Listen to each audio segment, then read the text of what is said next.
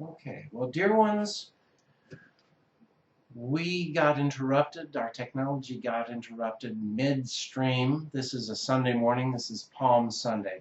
So we are recording the rest of the Sunday morning service for you, and we will post this after the fact. I sure hope you can join us. And let us... You're going to sing us? I'm going to sing us a song.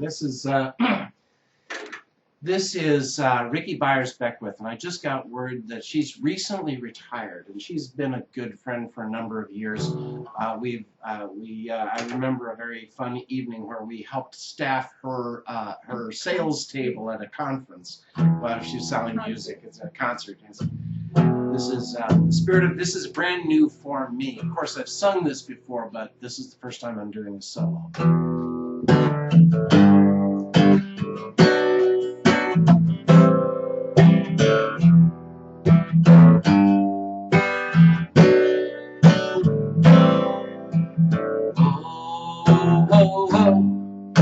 The Spirit of God is upon me. Oh, the Spirit of God is upon me. Oh, the Spirit of God is upon me. Oh, used to think that I had to.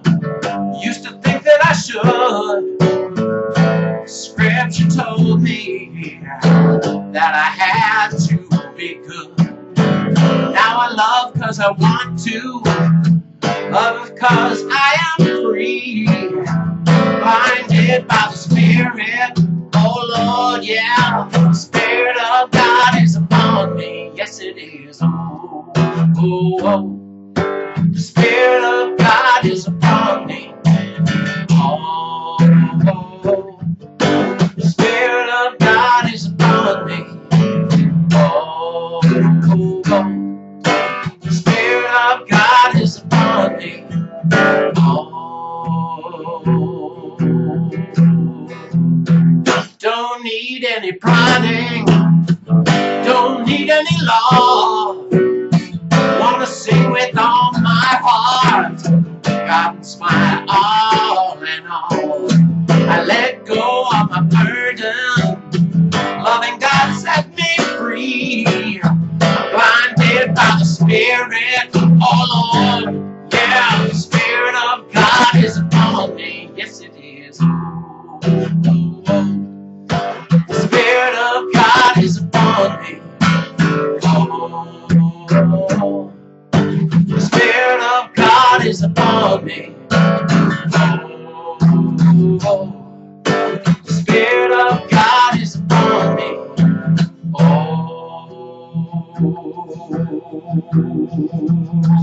thought it was my duty. I thought it was my job. Somewhere I believed that loving God would be hard. But loving God is wonderful. Loving God is ecstasy. I thank God for my freedom. Let me tell you that the Spirit of God is upon me. Yes, it is. Oh, oh, oh. The Spirit of God is upon me. Oh, oh, oh. The Spirit of God is upon me. Oh.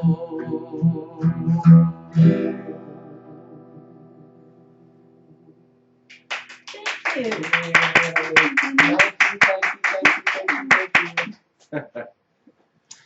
Spirit of God is upon me. Aren't those amazing words? Amazing words for this Palm Sunday. Woohoo! Palm Sunday. Yay. Oh, my goodness. Well, our reading for today is from our booklet, and it is the Palm Sunday reading by James Dillard Freeman, Unity's Poet Laureate. It's entitled The One We All Might Be. And this is part 1. We'll hear part 2 next week on Easter Sunday. There was one with a capital O, one who showed us what we all might be. He did not so much tell us what our lives should be like. He lived the life that we might live. He lived the life that we might live. The one we all might be had faith in other people. He saw in them potentialities that others overlooked. He knew them to be capable of more than they themselves thought. He inspired sinners to become saints, social outcasts to become public benefactors, weaklings to become towers of strength. He changed common fishermen into fishers of men. The one we all might be saw through life's imperfections, through sickness and doubt, through poverty and fear, through hatred and pride, even through death. And he called forth wholeness and faith, joy, love, and life. He showed us what life might be, lived to the utmost of its possibilities. He showed us what a person might be who held to the highest and the very best in himself. How hard we find it to love one or two people. Yet he showed us that it is possible to learn to love all. How many hours we have wasted in resentment. Yet this one showed us that it is possible to live free from hate. He knew how much a loving heart is worth. He had a sense of right values. He was able to judge not by appearances, but able to put things first. First things first. And able to see how much more important than material treasures are, the treasures of the heart and the mind. He saw people as they are, flesh and blood creatures with physical needs and desires. Not once did he suggest, well, it will be better for your soul if your body suffers, so I will not help. Those weren't his words. He always stepped forward to help everyone who asked. Those who were sick, he healed. Those who were hungry, he fed. He knew that love does not exact payments as the price of spiritual growth. This is no man of sorrows, though he wept. Though he suffered, his was no tragic life. Even his death was not truly tragic, for how quickly the darkness of Calvary was wiped away in the light of Easter morning. The energy released by the overcoming that he made at death is still flooding into millions of lives 2,000 years later.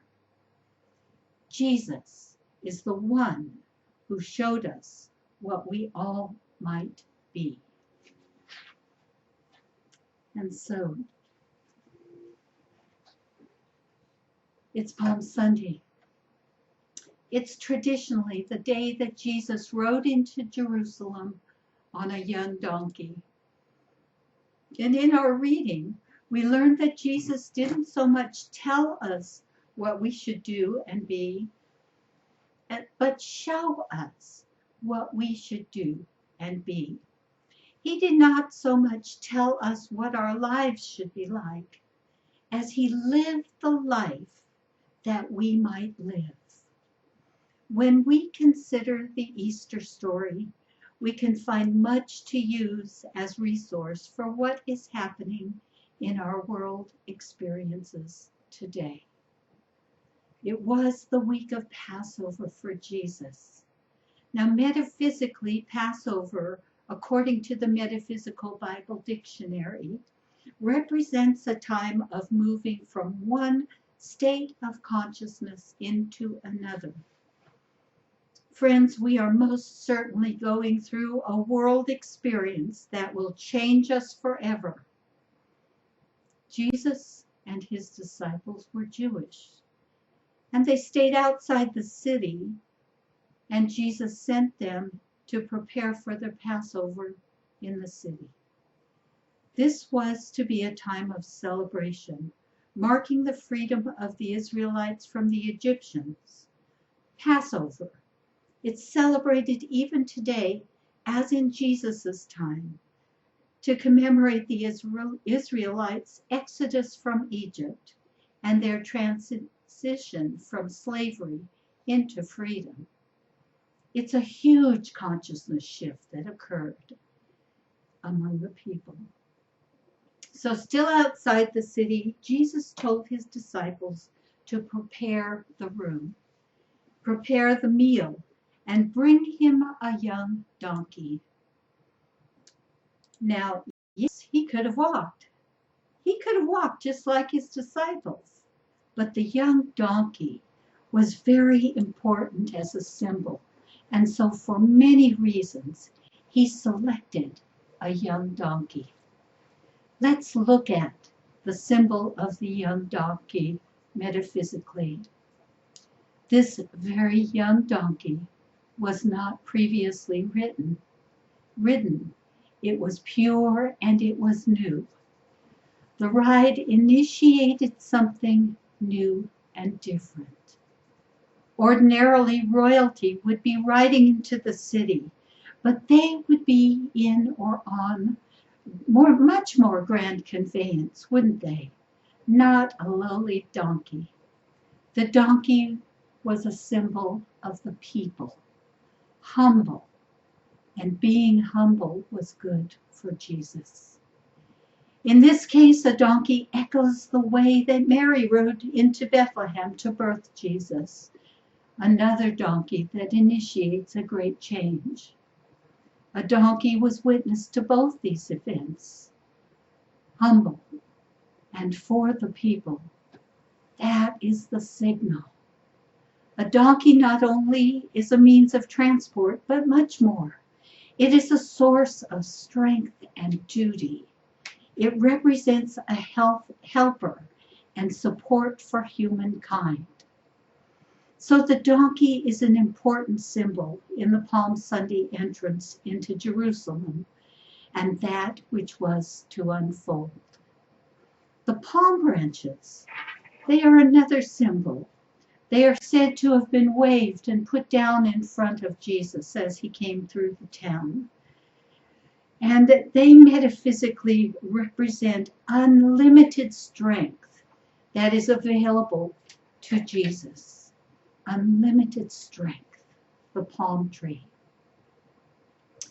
Jesus was well aware of the shadow of the days to come that was hanging over him when he rode through the gates of Jerusalem on his little donkey. And he felt the Spirit of God upon him. And he was fully in the moment of the celebration with the people. He didn't tarnish the day, did he, by worrying about tomorrow and what was to come.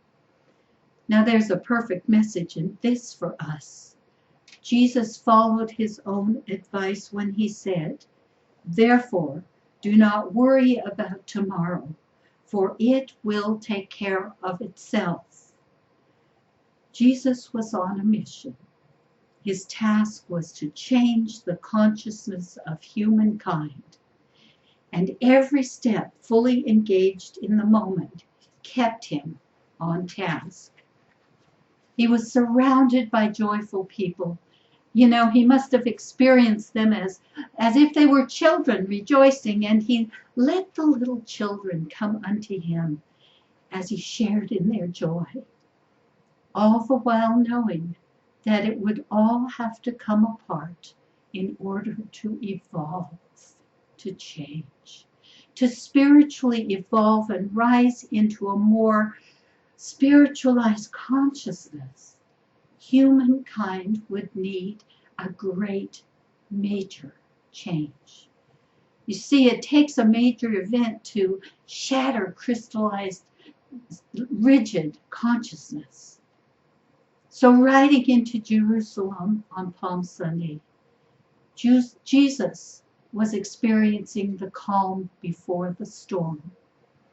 Now we can relate to that Palm Sunday week so long ago as we hold our faith and our strength moving into this coming COVID-19 challenge and the weeks we have to come. We need to stay in the moment, the very present moment, and not anticipate problems and make them greater. A pandemic can be, for many, a crucifixion experience. We need to be aware of this. We need to breathe and stay awake. We need to stay aware, be flexible and adjust and adapt as the time goes by. We will make it through. We will make it through. Hold that thought. That is the thought that Jesus held as he went through this entire week experience. We need to be timely and follow best practices. We need to stay in touch with each other and be supportive, while at the same time keeping our distance. As we move through this, we will awaken to greater awareness. Keep your eyes open. Be aware of what's happening around you. The old paradigm is shifting, and we will come through to a resurrection. Be sure of that. Metaphysically, according to the revealing word, Easter represents the awakening and arising to spiritual consciousness of the I Am in humankind. And next week we celebrate Easter. So we will shift a little farther into a new way of thinking and being. And now, I have a video that I'd like to share with you from Unity and Unity Village. He's a friend of ours. I used to think of us as the village people. He's a fellow artist, Brian Lewis, and I hope you enjoy this story. God bless you.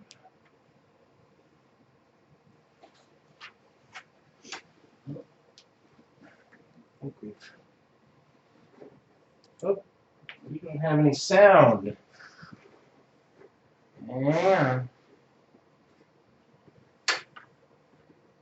We can edit this. Yes, we will.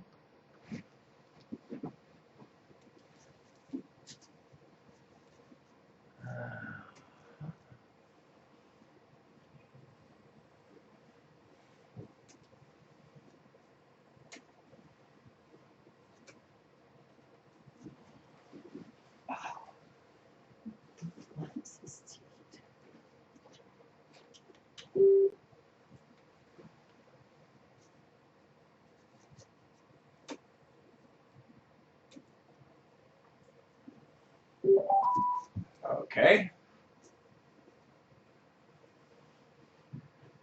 Yeah.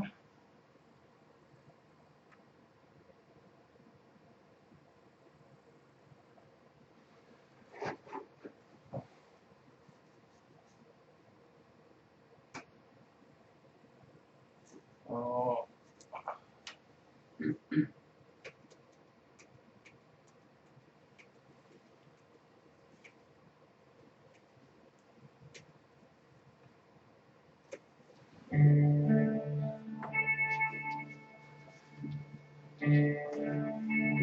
I think I do this medium because I celebrate it. I'm using a process that was refined so long ago, and I just studied it and obsessed over it. Driving through a town, an old church is my favorite place to go.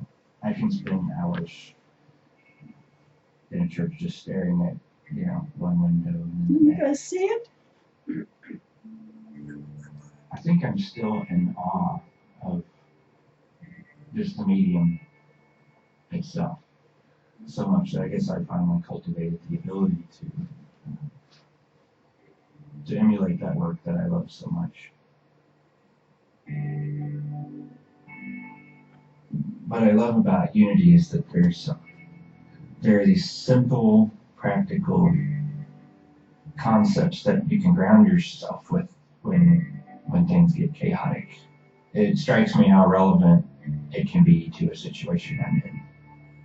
Because it's pretty common for me to get in situations where I feel like nothing's going to help. Things have spun so badly out of control now that this time it's really happened. I can't fix this. Maybe this is finally the stained glass window that isn't ever going to get built because it just won't work. And I can ground myself. Maybe it is something I just need to release. And that's often the case. I get very attached to how one piece of glass out of 100 pieces is going to look. And I forget to appreciate everything else and put it in perspective. Sometimes I just need to back up 2 more feet and everything works out. When you've got over 100 pieces of glass and you're cleaning each one of them, evaluating, I guess you can take any part of your life and look at it that way. All the things we have to deal with, each one has to be given attention and presence, whether it's our physical health, our mental health, all the different relationships, things that need attention and presence. Our thoughts need the same care as, like say, the pieces of this window. They need to be evaluated and maybe worked on a lot, maybe discarded in some cases, replaced with something better.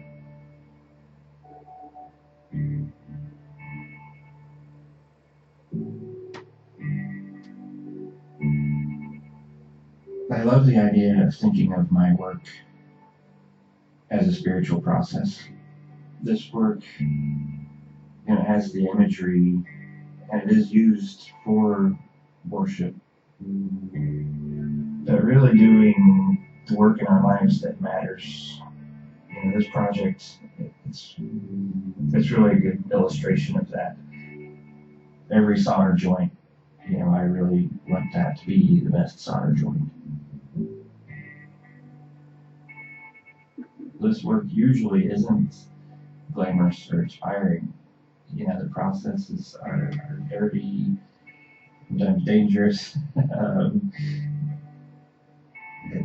It can be pretty arduous, tedious work, and I'm not hearing choirs of angels usually while I'm doing it.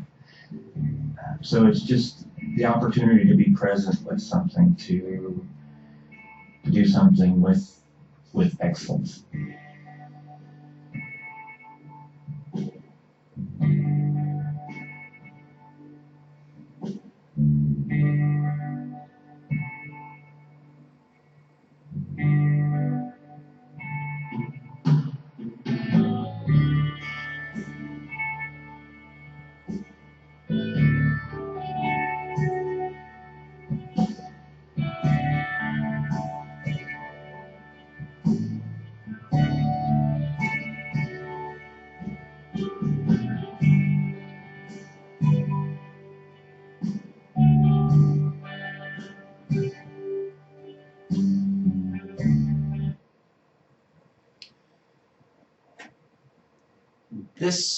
Now remember that Unity Lincoln is entirely supported by the tithes and love offerings from you.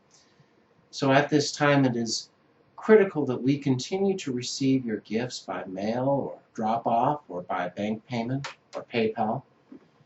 Every gift is greatly appreciated, and we see it blessed and multiplied We bless the gift and the giver. And if you would take your symbol of prosperity, your wallet, your purse, your checkbook, a bill, a coin, take whatever represents abundance and prosperity to you. And let us affirm this offertory blessing together. Divine love flowing through me blesses and multiplies all that I am, all that I have, all that I give, and all that I receive. I am joy-filled and grateful. Thank you, God.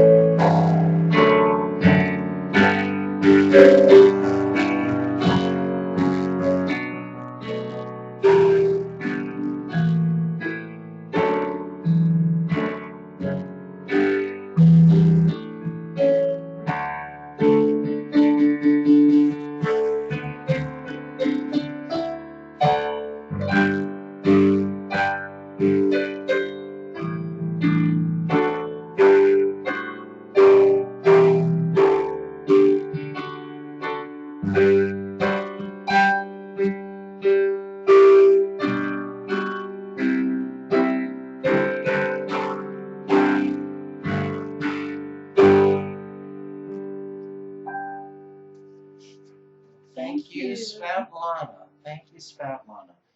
And know that unity is blessed. Let's share this affirmation for our church family together. We are blessed as Unity Lincoln draws the people, funds, and all that is required for the health and growth of our community and health and peace for the world, to the world. Heart to heart. Heart to heart. Dear ones, oh yes. And we have a Tuesday night class, Adeline's Friends Book Club. Adeline is not here today. No. But she is conducting this class via Zoom, and please contact the office here at office.unitylincoln.org, and we will get you the Zoom information to attend this class. Also, let's see here, Coffee House Church. We have changed the format of this a little bit. We are, Tony and I are working on the booklet. It's a free booklet from unity.org called 30 Days of Fearless Living. And we are looking at this time of fearless living, and that's what is required. Let's see here, and my metaphysics class is live streaming on Sunday mornings, 9 o'clock. All of this, by the way, the music team is on hold until further notice, but I did want to say that we had planned some very, very special things for the music team for Palm Sunday and for Easter, and so it's a little sad. It's a little sad, but no, just know that we do have a wonderful music team. It isn't all just me and Svetlana, so we do hope that you, when all of this is over, we hope that you can join us again. And dear ones, we are so grateful that you are here. Let us share our appreciation blessing. We love you. We bless you. we truly appreciate you. And we behold the Christ in you. Let us share our prayer for protection together. The light of God surrounds us. The love of God enfolds us. The power of God protects us. And the presence of God watches over us. Wherever we are, God is, and all is well. Got your mask? Dear ones, we're so grateful that you are here with us. And if as And you this is go the out, mask of protection. that's right, a smile. Let us smile. Everybody, put a smile on your mask wherever you are. And just know that God's loving protection is with you always. That being said, wash your hands, wear your mask, keep your social distance. We will all get through this together, dear ones. We love you so much. We love you. Bless you. Bless you.